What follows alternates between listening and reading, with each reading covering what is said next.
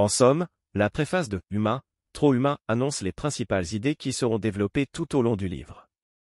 Elle met en avant la nécessité de se libérer des croyances traditionnelles et de la moralité dominante, en faveur d'une approche plus libre et créative de la vie. Dans Humain, trop humain, Nietzsche aborde la question de la solitude et de l'amour de la solitude. Pour Nietzsche, la solitude est essentielle pour le développement de soi et pour atteindre une certaine maturité intellectuelle et spirituelle. Il estime que la solitude permet de se concentrer sur soi-même, de développer son propre caractère, et de trouver des réponses à des questions importantes. Nietzsche fait la distinction entre la solitude choisie et la solitude subie. La première est une solitude librement choisie, qui est souvent considérée comme une expérience enrichissante et nécessaire pour l'individu. La seconde est une solitude subie, qui peut être imposée par les circonstances de la vie, comme la maladie ou la pauvreté. Cette solitude peut être difficile à supporter, car elle est souvent associée à la souffrance. Nietzsche soutient que l'amour de la solitude est un signe de maturité intellectuelle et de force intérieure. Il considère que ceux qui aiment la solitude sont capables de se suffire à eux-mêmes, et qu'ils ont la capacité de se connecter à eux-mêmes et à leur propre essence. Il considère également que l'amour de la solitude est une condition préalable pour développer une pensée originale et créative. Néanmoins, Nietzsche avertit également contre les dangers de l'isolement et de l'égocentrisme. Il affirme que la solitude doit être équilibrée avec une vie sociale et une communication avec les autres. Il soutient que la solitude excessive peut conduire à l'isolement, à la méfiance et à l'arrogance. Ainsi, Nietzsche recommande de rechercher l'équilibre entre la solitude et la vie sociale, en fonction de ses propres besoins et préférences. En somme, pour Nietzsche, l'amour de la solitude est une qualité positive qui peut conduire à une croissance personnelle et intellectuelle. Cependant, il souligne également la nécessité de trouver un équilibre entre la solitude et la vie sociale, pour éviter les dangers de l'isolement et de l'égocentrisme. Dans Humain, trop humain, Nietzsche aborde la question du métier de philosophe. Pour lui, le métier de philosophe est un métier à part entière, qui nécessite des qualités et des compétences particulières. Il considère que le philosophe doit être capable de penser de manière originale et indépendante, d'aller au-delà des préjugés et des dogmes, et de remettre en question les idées reçues.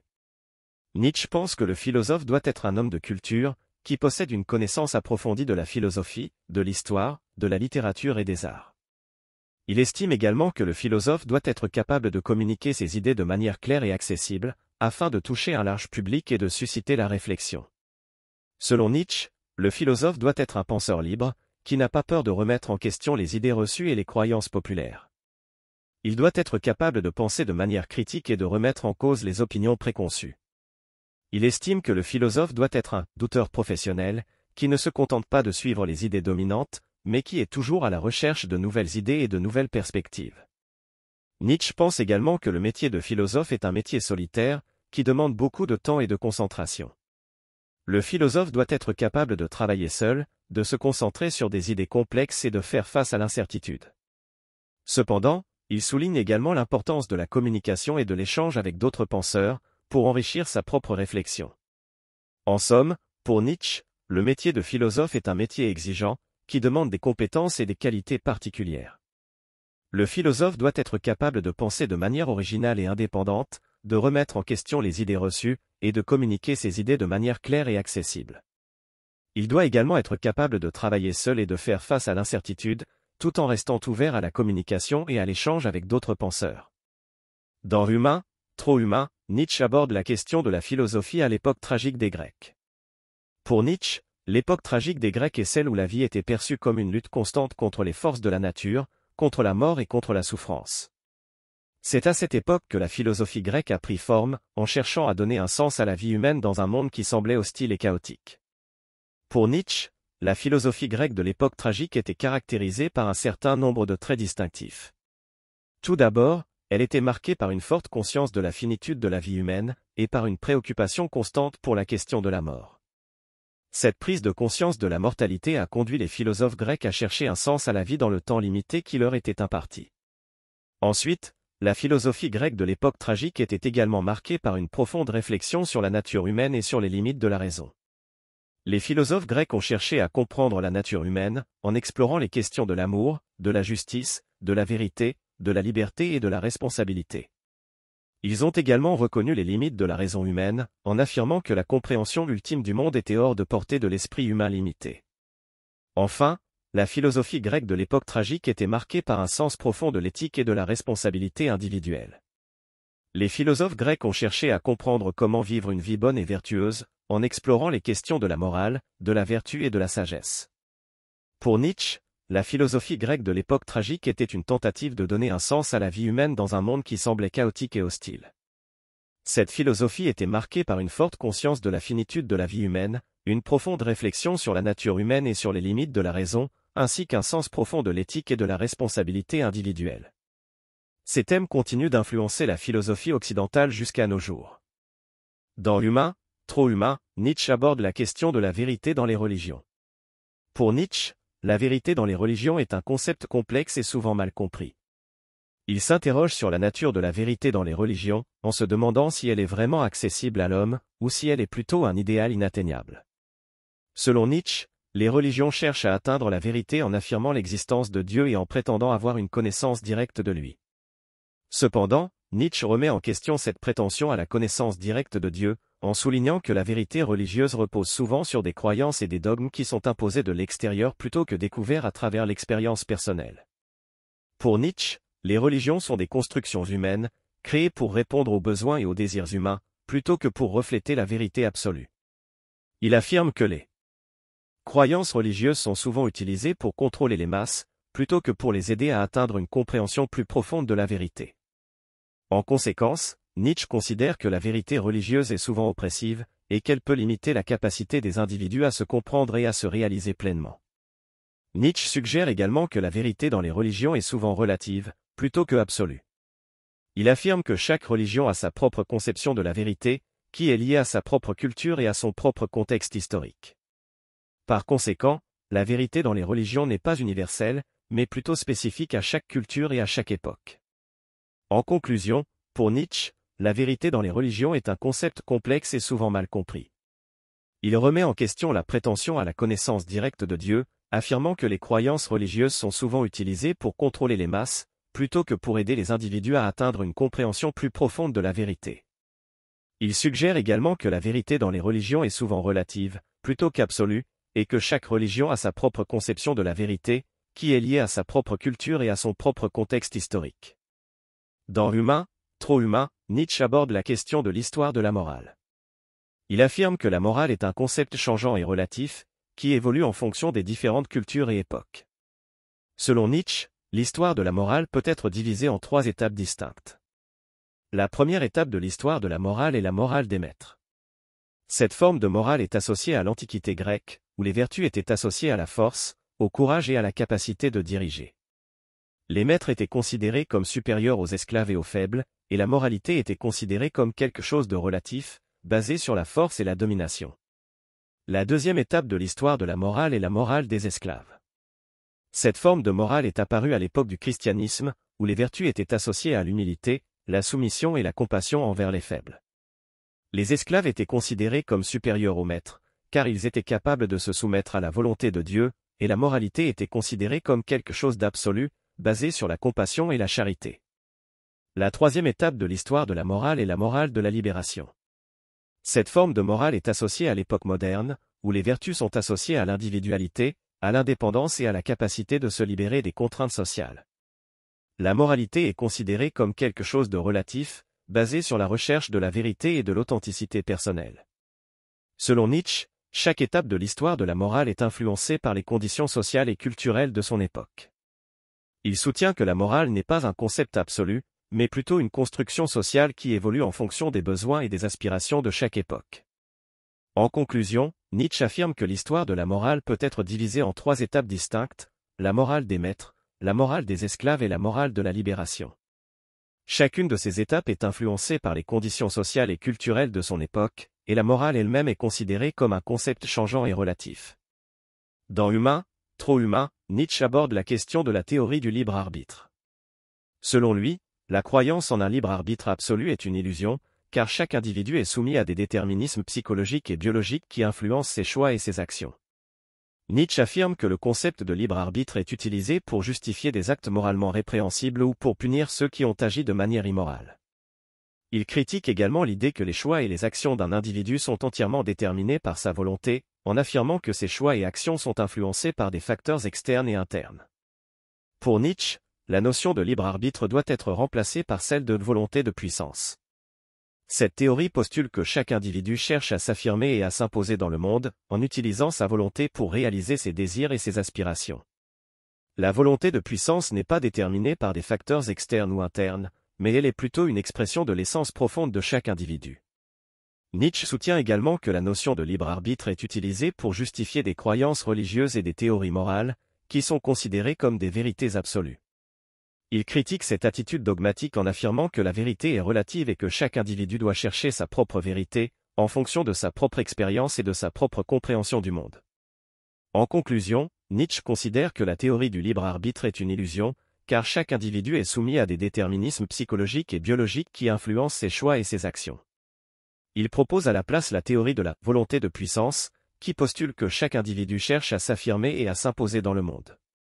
Nietzsche critique également l'attitude dogmatique qui justifie des croyances religieuses et des théories morales en tant que vérités absolues, en affirmant que la vérité est relative et que chaque individu doit chercher sa propre vérité.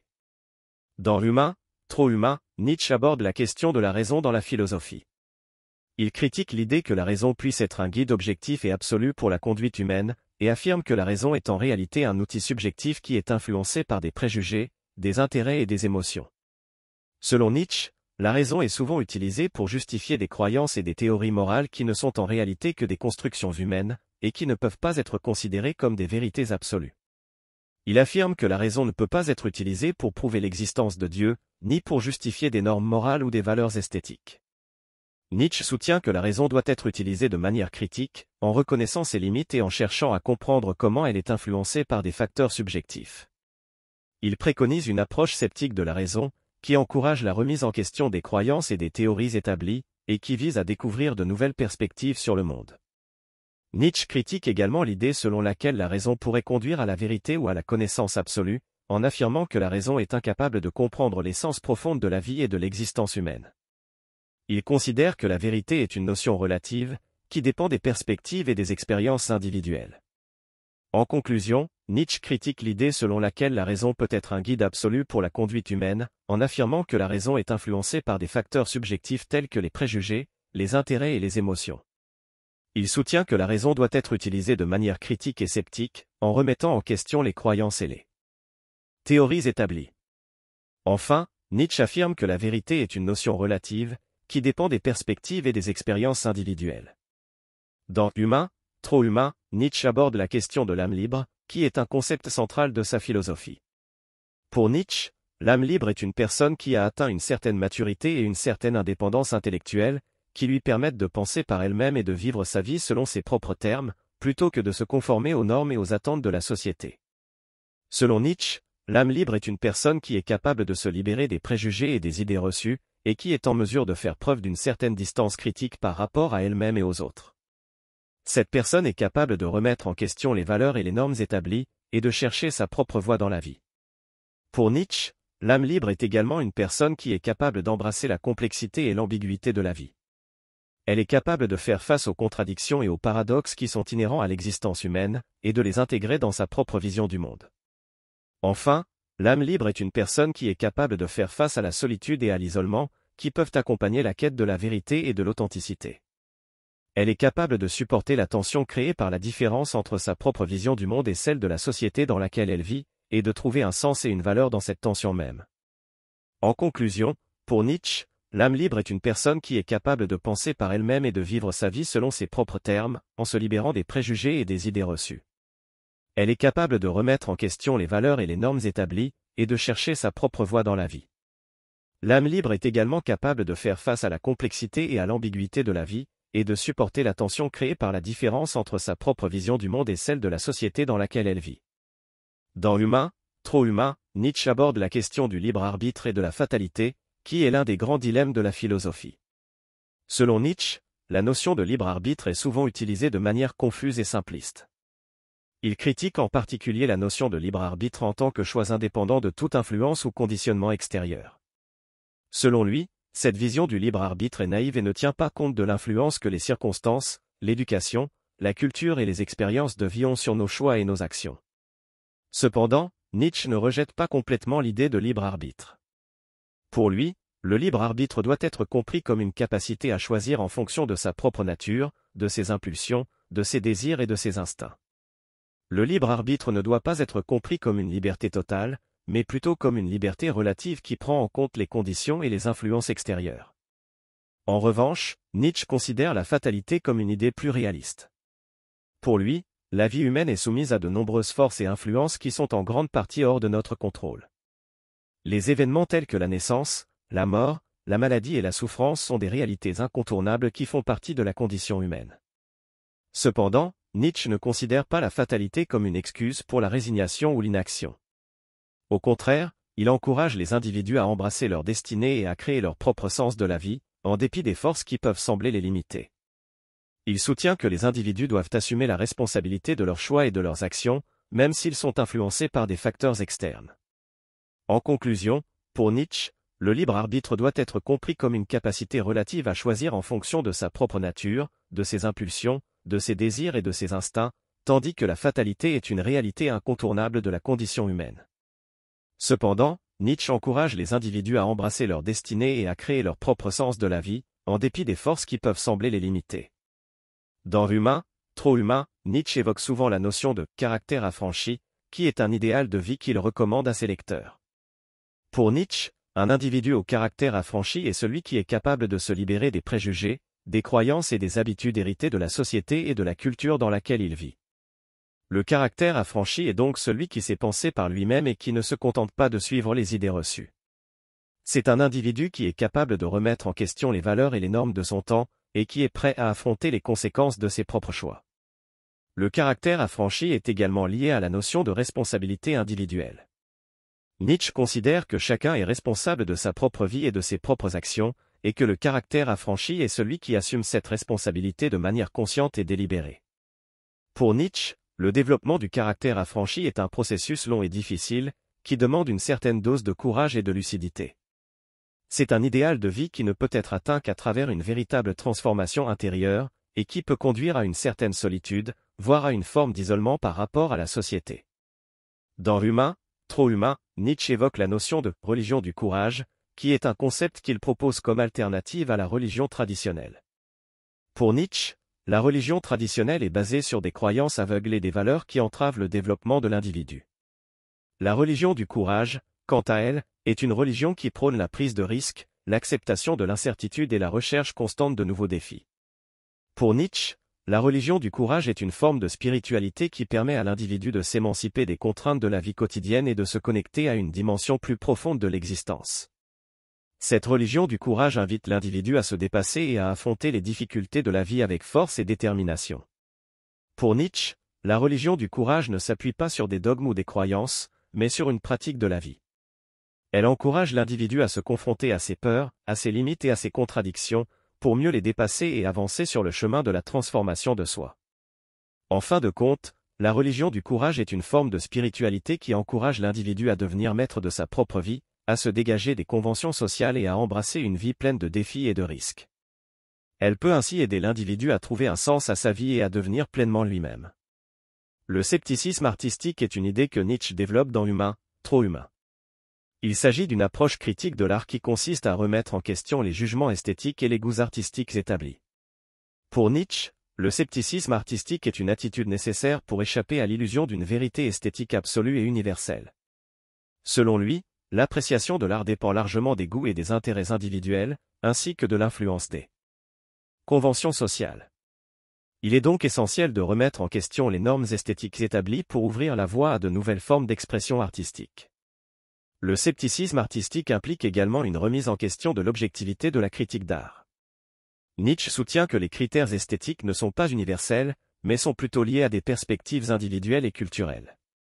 Ainsi, la critique d'art est toujours subjective et influencée par les préjugés et les conventions de son époque. En fin de compte, le scepticisme artistique de Nietzsche vise à encourager une approche plus libre et expérimentale de l'art, où l'individu est encouragé à explorer ses propres goûts et intérêts plutôt que de se conformer à des normes esthétiques préétablies.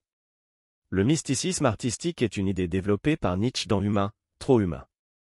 Cette idée est basée sur l'idée que la création artistique peut être considérée comme une forme de mysticisme, une expérience de transcendance qui nous permet de nous élever au-delà de notre condition humaine ordinaire. Pour Nietzsche, le mysticisme artistique implique un dépassement de la raison et une exploration de l'inconscient. Dans cette expérience, l'artiste se sent lié à quelque chose de plus grand que lui, une sorte de force spirituelle qui transcende les limites de son ego. Le mysticisme artistique implique également une exploration de la subjectivité, où l'artiste est capable d'exprimer des émotions et des sentiments profonds d'une manière qui transcende les limites de la langue et de la raison. Cependant, Nietzsche avertit également que le mysticisme artistique peut être dangereux s'il est poussé trop loin. Si l'artiste perd complètement le contact avec la réalité ou si son art devient trop éloigné de la vie quotidienne, il risque de devenir un solipsisme ou un rejet de la réalité. C'est pourquoi, selon Nietzsche, le mysticisme artistique doit être combiné avec une sensibilité à la réalité concrète de la vie et une conscience aiguisée de notre condition humaine ordinaire. En fin de compte, le mysticisme artistique de Nietzsche nous encourage à voir l'art comme une forme de transcendance et d'exploration de notre condition humaine, mais il nous rappelle également que nous ne pouvons jamais perdre de vue la réalité concrète de notre vie quotidienne. Dans son livre « Humain, trop humain », Nietzsche aborde également la question du style et de la composition dans l'art et la littérature. Selon lui, le style est l'expression de la personnalité de l'artiste ou de l'écrivain, tandis que la composition est la manière dont l'œuvre d'art ou le texte est organisé et structuré.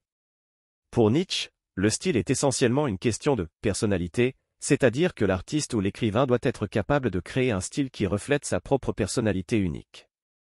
Le style doit être authentique et sincère, reflétant la voix intérieure de l'artiste plutôt que de suivre des conventions ou des modes établis. En ce qui concerne la composition, Nietzsche souligne l'importance de la clarté et de la simplicité. Il pense que les œuvres les plus réussies sont celles qui ont une structure claire et facilement compréhensible, même si elles traitent de sujets complexes ou difficiles. Pour Nietzsche, la composition doit servir le contenu et faciliter la communication de l'idée ou de l'émotion que l'artiste souhaite transmettre. Cependant, Nietzsche n'est pas favorable à l'idée d'une règle ou d'une formule pour la composition.